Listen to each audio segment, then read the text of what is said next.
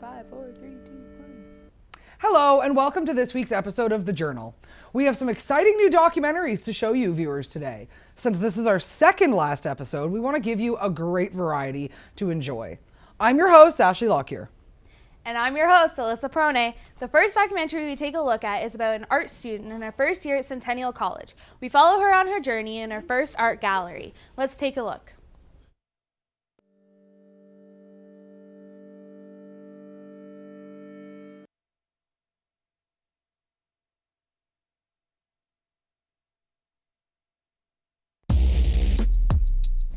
The gallery show is a showcase of our artwork that we have created this semester, and it's dedicated to a specific theme chosen by the students. The theme for this one is called Don't Go In There, and the theme basically covers the fear of the unknown or of the wondrous. The mediums that we're working with are these things called shadow boxes, which are these big wooden boxes that almost look like big, thick frames.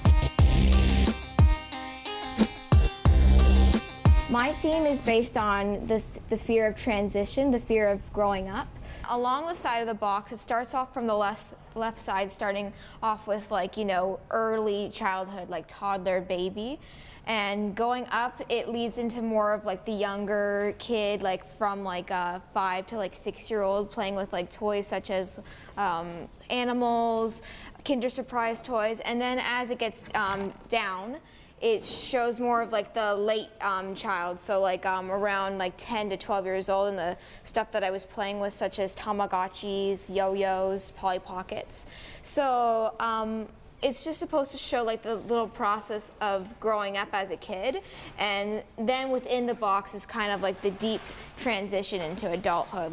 There's a lot of themes going on in here, such as responsibility, such as the cars, having to pay for a car, things such as the coffee cup to illustrate how adults might need to drink coffee to keep their energy up, responsibilities such as communication between the cell phone, and then more adult pleasures such as using the shot glass to illustrate alcohol, so that sort of theme. And then there's more serious themes such as having to take pills, dental hygiene. The way it relates to Don't Go In There is because it's almost you're afraid to kind of move past all this innocence and take on more deeper responsibilities and sort of give up on that stuff. So it's very interpersonal in a way. It's more of an internal fear than it is an external fear. But I kept struggling trying to figure out how I wanted to arrange the objects on the box. I kept sort of second guessing myself. I was trying to figure out exactly how I wanted to do the orientation of the box, which colors I wanted to use, and the paint job in the inside I was kind of getting a little bit flustered with. I wanted to make the bottom part look sort of wooden as if it was a desk, and then I wanted to make the other part within the box a wall, and I was trying to figure out what kind of color I could use. I was thinking about using light and neutral tones at first, but then I thought maybe that would be a little bit too lighthearted for the theme I was going for, so I decided to use more of a dull gray color to sort of illustrate the seriousness. For my shadow box, I'm gonna depict someone who's trapped beneath ice, and I'm gonna put some little people on top of it, and I'm using glass that I'm putting over the shadow box, and I'm kind of painting the inside black and using glow-in-the-dark paint to show someone behind there and trying to get out. And for me, on a personal level, it kind of it's reminiscent of being trapped under the ice, and it also kind of extends to this sort of feeling I have in my life kind of throughout, that I feel like I'm always kind of overhearing conversations and listening in, and other people are sort of talking, and there's a wall between me and them.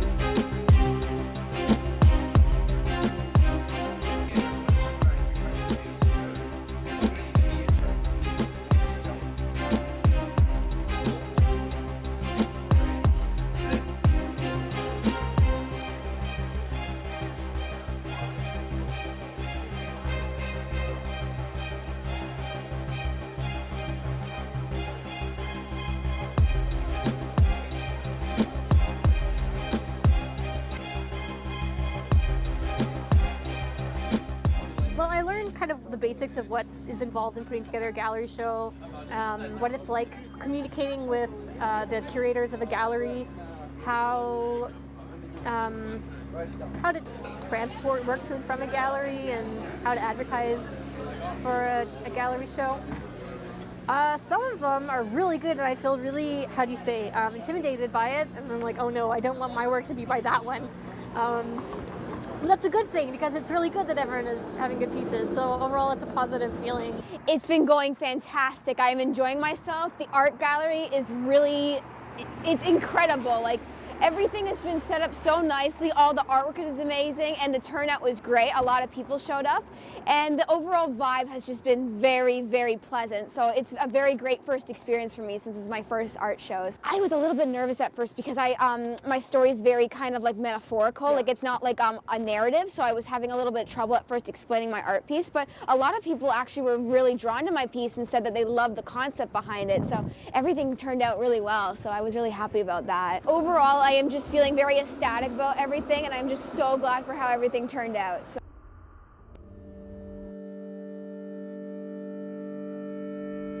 I love the fact that people have such creativity to open up their minds and make something look so beautiful and breathtaking is truly astonishing. What did you think of that, Alyssa? I completely agree with you, Ashley. For a first-year student, Melissa has some pretty great talent. It's incredible how people can just make the strangest things look appealing. Pure talent, I say. Moving on to our next documentary, we meet Yish Cabana, an active advocate of Filipino migrant rights and welfare with Anak Bayan, Toronto. He brings us along on his project he is currently working on with the organization. Check it out.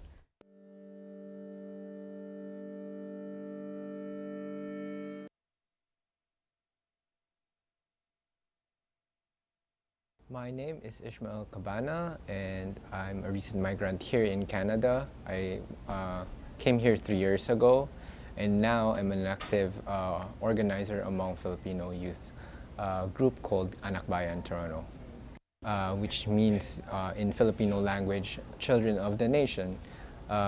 It's a regional chapter of different youth from different backgrounds, professionals, artists, youth organizers, students, out-of-school youth who's advocating for Filipino rights and migrants' advocacies. So I've always felt a little uncomfortable by immigrants do the jobs Canadians don't want. Because it seems to me that the reason why Canadians don't want to do them is because they took what it should be paid and dropped it down to almost nothing. And I don't know, is it just me that feels this way? Like, this is more not me being moderator, but me commenting on this, because this is really something that's always bothered me. Look at taxi drivers, right? Taxi drivers that used to be a real job. They used to be able to feed their families, and send their kids to school. We talk about particularly the issues that concern the youth, not just for Filipinos, but also in general. So here right now we've been advocating for the increase of minimum wage. The youth are more concerned with minimum wage because more than half of the population here are working in different sectors like retail, services, and those kind of jobs are being taken by the youth. It's one thing. So since last year, we've been doing different actions all across the city and all across the province of Ontario.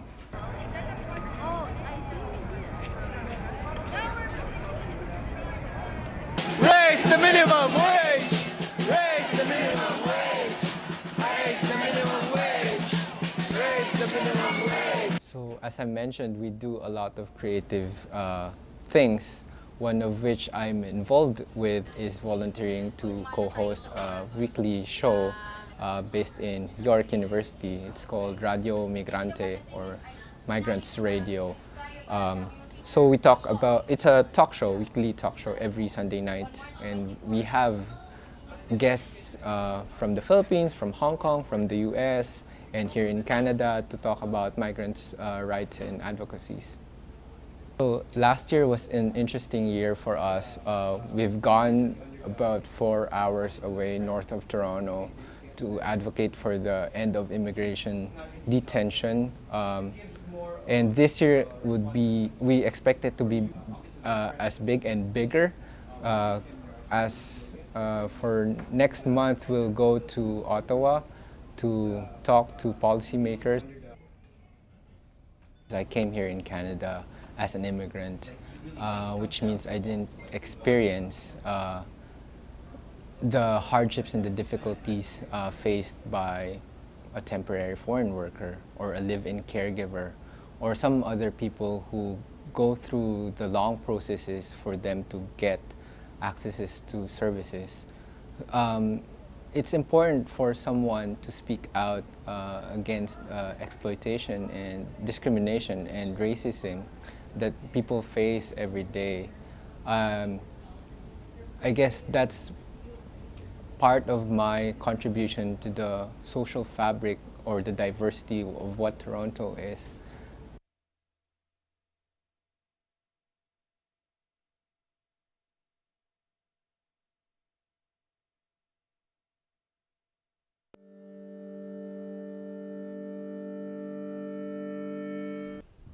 What a great diverse documentary. I'm loving these. Diversity is really important because it's one of the aspects we all have around us here in the city of Toronto. I enjoy that people are becoming more involved with their community. It helps a lot of people who really truly need it. In our next documentary, we view how cell phones have become such a distraction to our everyday life. Let's hope this documentary doesn't involve any tragic incidents.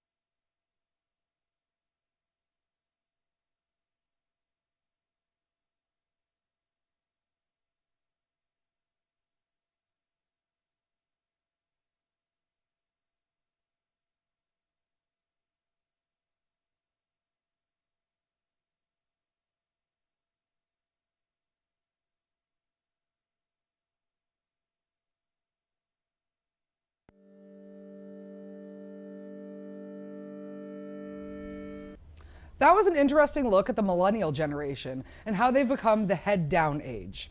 Now, everywhere you look, people are looking down at their cell phones. It's very rare to see someone actually reading a book. Technology has really become a part of our everyday lives, and it has really corrupted the millennial generation. I completely agree with you, Ashley. Technology has really become a big part in this world. The next documentary is on a neighborhood center that provides the tools and opportunities for people to control their own lives and take on the leadership in the community. This documentary looks at the work of director Sherry Squires and the work being done by the music school at this neighborhood center, St. Christopher's.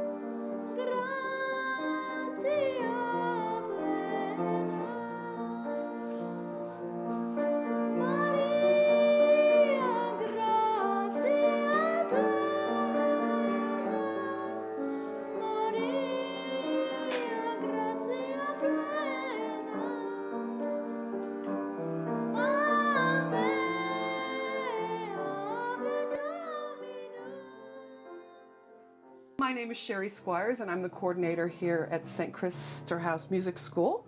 I've been working here since 1987 when I first moved here from Newfoundland.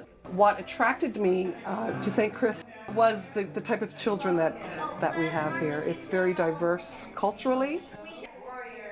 The biggest thing is the fact that we subsidize lessons for low-income families. I'd say over half of our children receive some sort of subsidy. If we didn't exist, none of these people could have lessons. So to me, music should be available to everybody, regardless of money or anything like that. Currently, I have a staff of 11 people. More than half have been here 10 plus years. I believe that they too understand sort of the importance of the work that we're doing and the fact that we're opening up for people with low income to give them the opportunity to learn as well.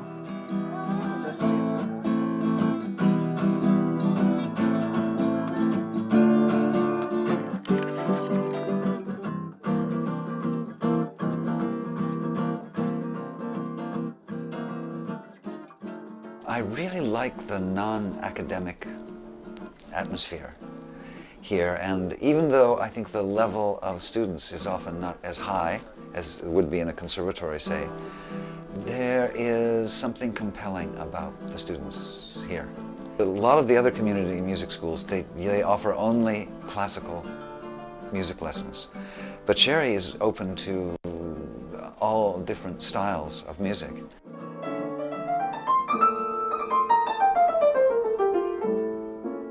I used to live in this neighborhood several years ago, and I felt a connection to the neighborhood, and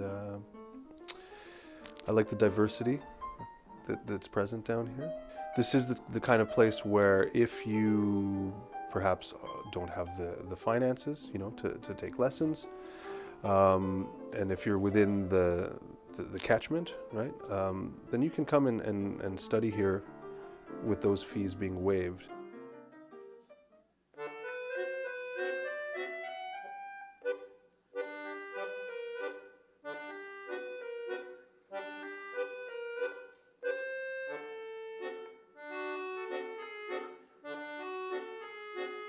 My name is Itza, right? I'm a student at St. Christopher's.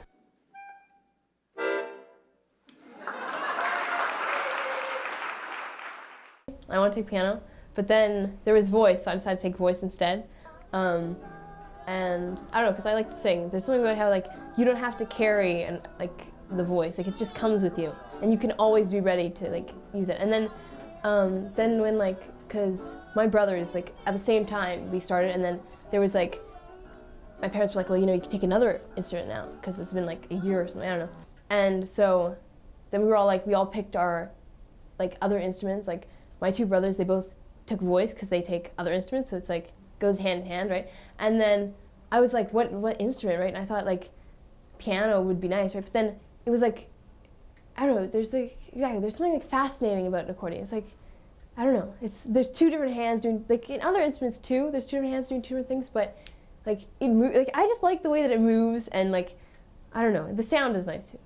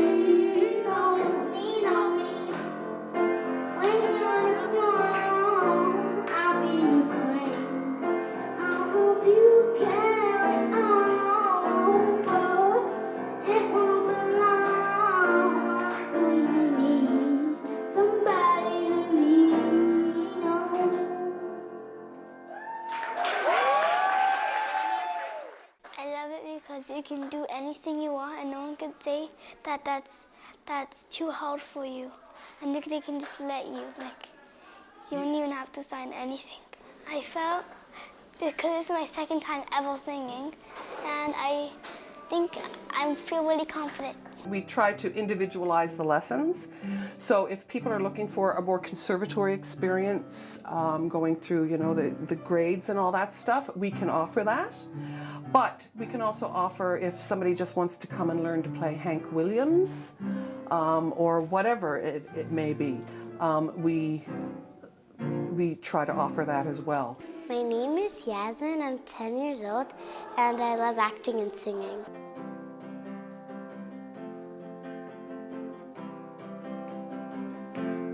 Wanna be a princess, the fairest of around, and if you live my kingdom.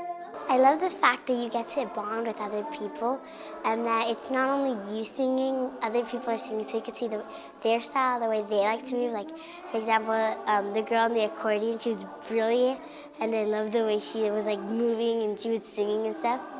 And the guy that sang Ave Maria, he sang really high, and I'm like down there in the middle. I think I understand if asking me for found a place to take my hand. Love will always be around through easy and any doubt. Your love is with me now. I chose the song of Your Love Is With Me Now by Ashley Hewitt because my dad lives in Spain and I don't get to see him much. So it kind of just reminded me of him and how much I love him. It's funny how fast things can change, and then you're forced to pack your things and head into the great unknown. Face this world all alone. Well, no one waits for you back home. Now I felt your love, I think I understand. If asking you for found a place to take my hand, love will always be around, there isn't any doubt that your love is with me now. So our goal is not to make professional musicians at the end of it, although if that happens, that's a beautiful thing. But, you know, I think it's important that people have an appreciation of the arts, all the work that goes into it, and hopefully then become better citizens as a result. To me, bottom line, music is a positive, joyful experience. Wrong notes and all.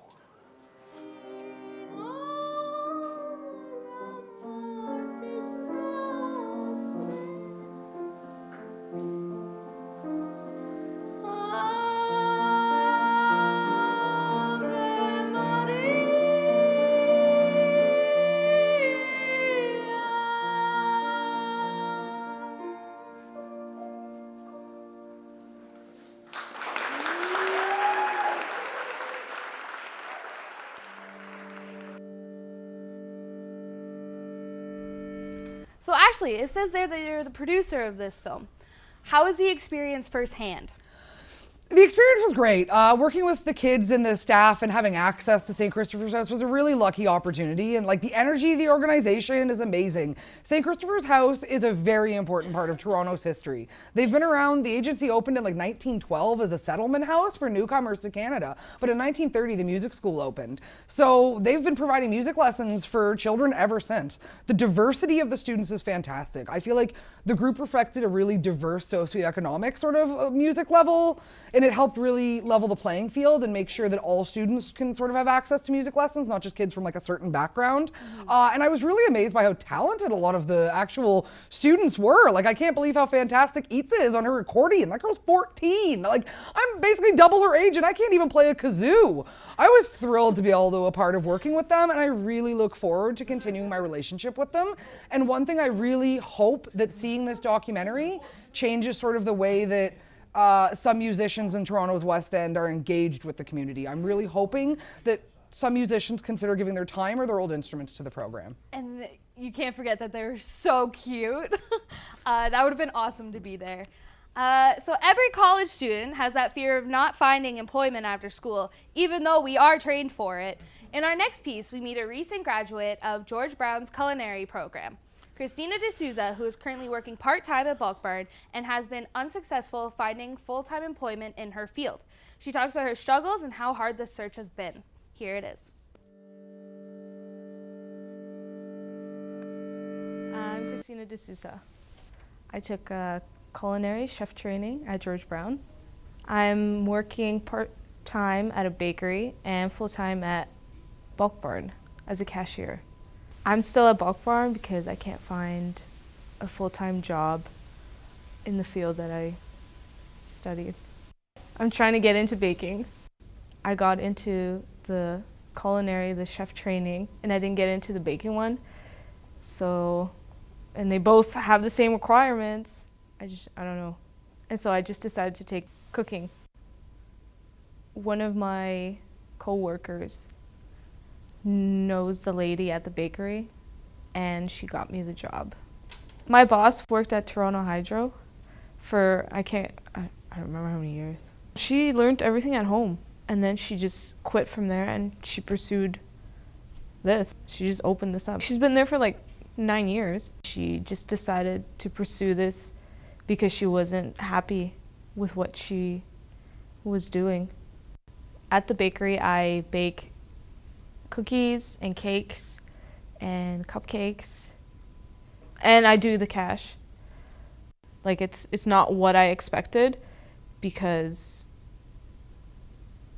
like I can't do everything she asks me to do, like decorating wise, because I don't have the knowledge or the experience. But I'm still happy and I'm learning every day that I'm there.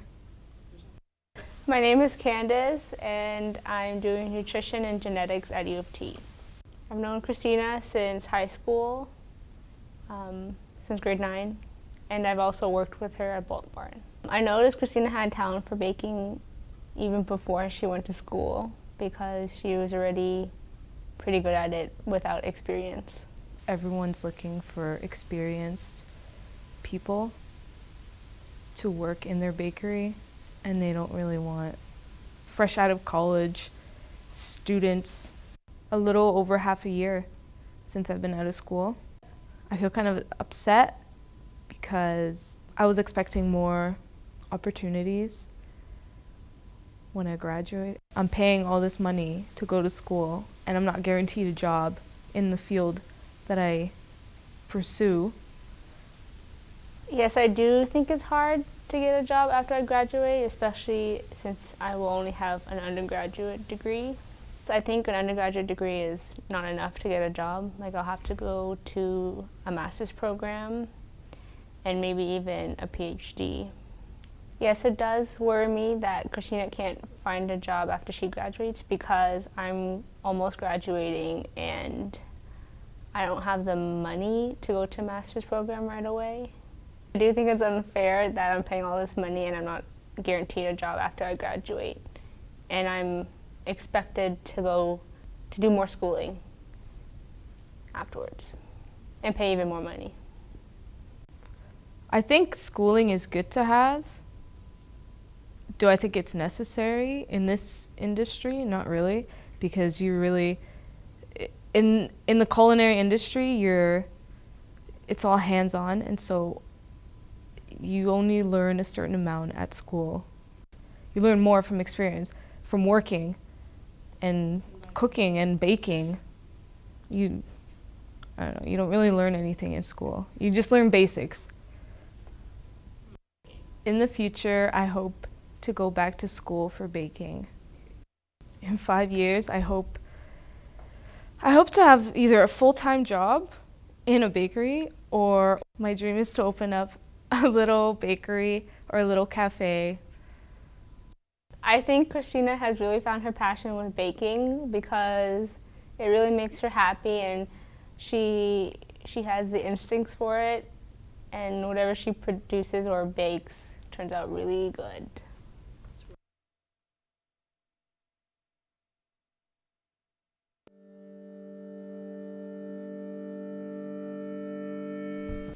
Great. Now I'm a little worried. That's such an eye-opener for college students. Employers just don't seem to understand that we all have to start somewhere. I completely understand. It's a little scary having to start over as a small fish in a big pond. It's such a shame that the employment rate for students is the lowest it's ever been. I think it should be a lot easier for us because we're so much in debt already. Yep.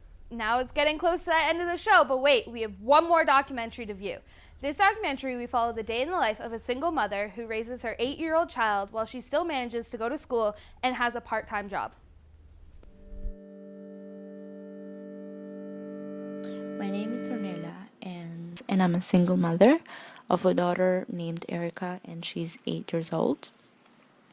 My life is pretty hectic, but I love it in the meantime.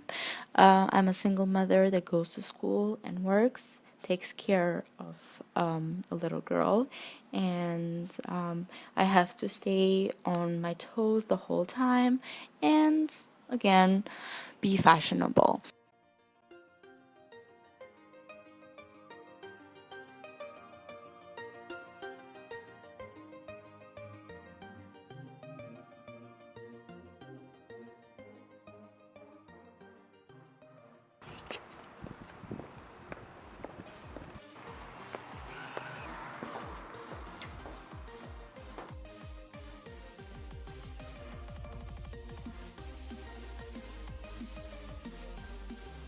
I go to school for business administration. I'm on my 3rd year at the moment.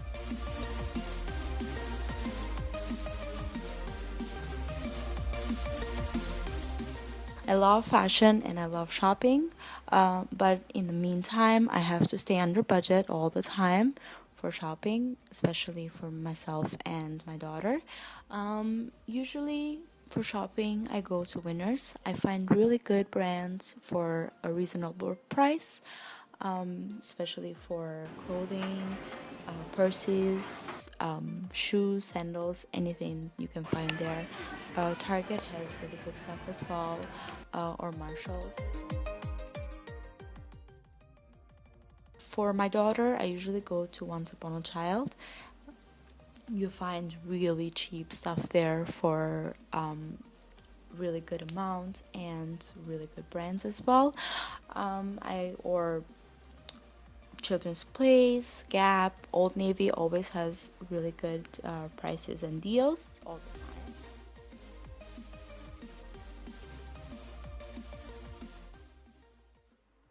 This one's my favorite. We bought it at Walmart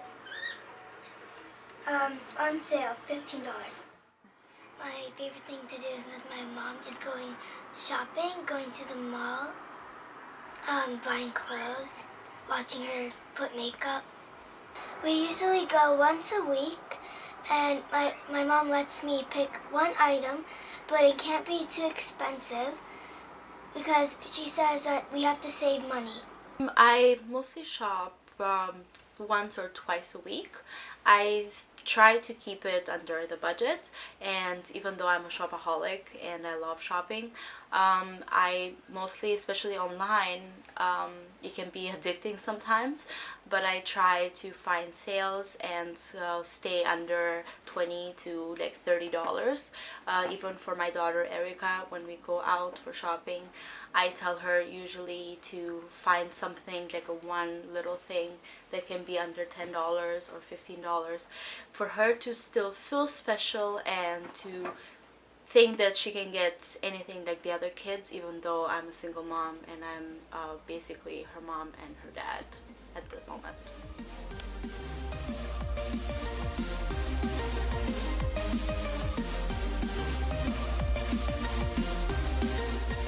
Manage to find things that can look expensive and they look actually like the brand names, but they're kind of fake, all of them. Usually, like for example, this necklace that I'm wearing right now, it's a Tory Burch, but it can go really high, like the price.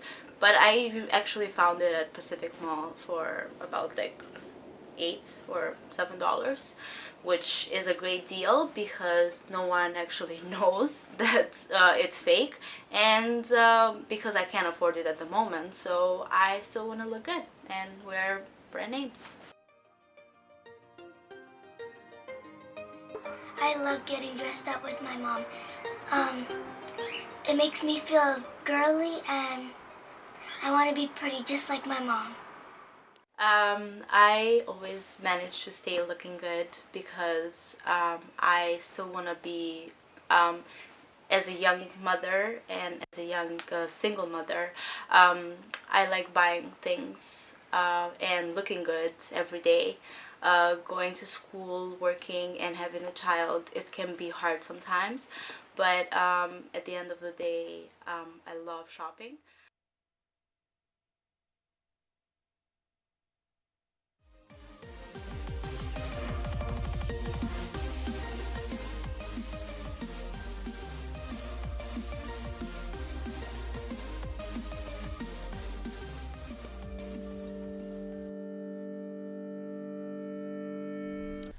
Well, that was our last documentary for today's episode. Make sure you tune in next week as it's our last episode for the semester. For our next show, part of it, today we're going to have local hip-hop artist Alfredo Scott performing his original song entitled Keisha.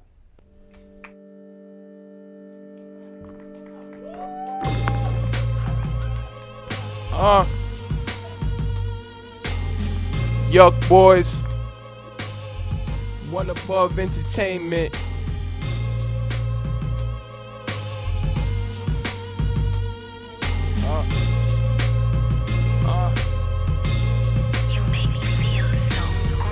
Look, Keisha, it's a pleasure to meet you. There's something about you that keep messing my speech up. And when I had the 610K, dulling my teeth up. See, I was bent, but it's okay. I love you. You still kill, but you just don't stay. But I know later on you coming back my way. Before the stress hits, always got the method. Always on the positive side, so you up the ethics. And every time I'm up in the lab, I'm on my best shit. That's because of you. Cause whenever you present, I'm more comfortable. So forget all them people that's always knocking you. These haters gon' say what they say, there's no stopping you. Gotta hide when we outside, they always watching you. Got me running obstacles, I'm starting to think they stalking you. Probably think I'm crazy, cause I still talk to you. As soon as we hit this corner, then I'll be dropping you.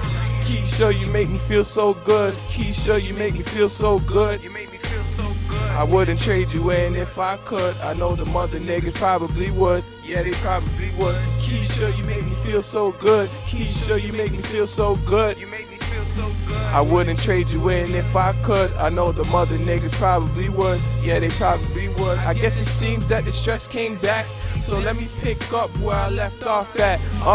Hit the store, cop a packet of backs.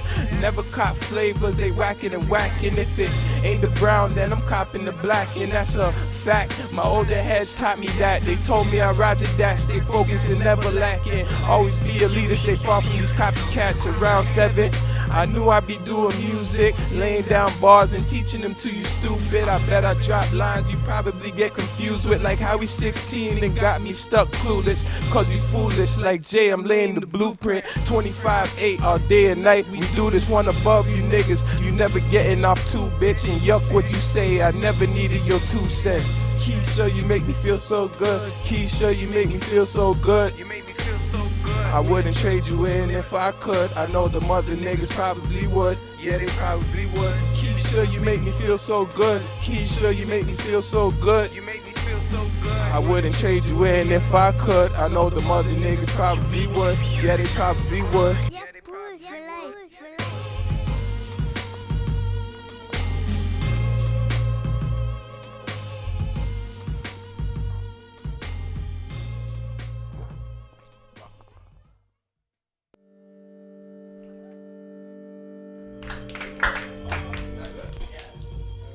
Thank you for joining us.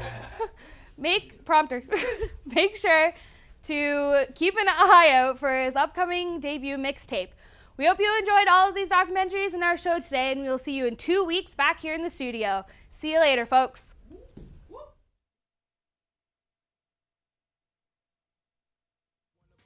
Entertainment.